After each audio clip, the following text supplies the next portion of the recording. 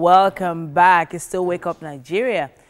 Now, kids are naturally curious and they ask a lot of questions. They do a lot of things to sort of satisfy this curiosity. Many, or should we say most parents actually might be too busy or tired, in fact, to encourage or nurture this curiosity. And we have Izefua back in the studio after so long to talk to us about why we need to encourage them. Wow. Welcome back, Izefua. Good to be back. I miss you. Honestly, we missed you too. But this issue of curiosity, so let's start from the very beginning. Why is it important? Why is curiosity important? So, in a child, in an adult, in any human, curiosity is that part of us that enables us to explore our world and create new things, solve problems, build healthy and intimate relationship, heal our bodies. Let's imagine all the challenges we have and the innovations that have come as a result of it, from flying an airplane to using the computers. All those things came about as a result of certain humans somewhere who was curious, who saw a problem and wondered, what else is in here? Or how can I solve this? Who just kept asking questions and never stopped. So just thinking of it that way, you realize that curiosity is such a vital skill, but interestingly, it's not a skill. Curiosity is actually an emotion. Wow. Yes. Okay. Curiosity is an emotion. It's that feeling, it's a very intense feeling that you have as a person to just want to know, to want to learn, to want to explore, to solve problems. So it's a feeling. Okay, so now, you know, there is that issue of kids being curious about things they're not exactly supposed to be curious about.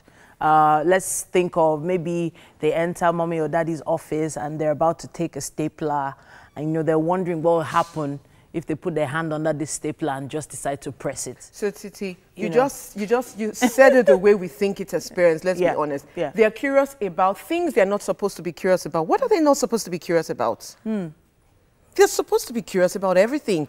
It's unfortunate when we look at ourselves as adults. I think one of the greatest disservice that happens to us is that we lose that thing. We lose the capacity to be curious, to want to learn, to want to know. Even our education system, unfortunately, takes that away from us because we're so focused on getting it right than on learning, on wanting to just grow or exploring.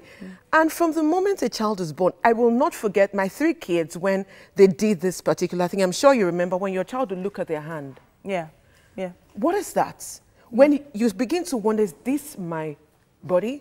When their brain begins to connect with their awareness that this is me, and then they touch it, that is curiosity. So there is nothing that they're supposed to be curious about anything, from things that are harmful to things that are helpful. Of course, there is the balance where we as parents need to know where to support them so they don't get hurt out of being curious, but not to stall that curiosity. That gifts, I call it a gift. Okay, so I'm trying to take this further now. Curiosity, on one hand, could be a learning experience. But how do we as parents identify when it's a learning opportunity? When, as parents, so this is practically what I do. Whether it's a good or bad situation, I explore it with curiosity. Even in a bad situation, say a misbehaving child, we even need the curiosity first. If I approach a misbehavior and I ask, what's going on with you? Instead of, would you stop that? So we call it shifting from being on the judger path to being on a learner path, even as an adult.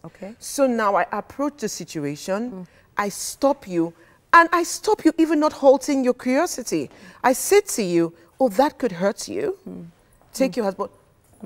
In that moment, you could use even questions. So, do you know that could hurt you? What do you think this does? So if you touch it, that could hurt you. So I say ask curiosity questions, use questions a lot. So while you're preventing the hurt, you are also allowing the child to think about that. So it's not just stopping it, but teaching it. So one of the things I know kids are a lot more curious about now are devices. We have cell phones, tablets, laptops, and so I got a lot of backlash for giving an old laptop to the twins to use. Oh, really? Yes. A lot of parents are like, oh, that, you know, it's exposing them too much. It's the internet. Why are you giving it to them? But the truth is, I think they've learned a lot more from using it than as opposed to taking it away from them. It's always about balance.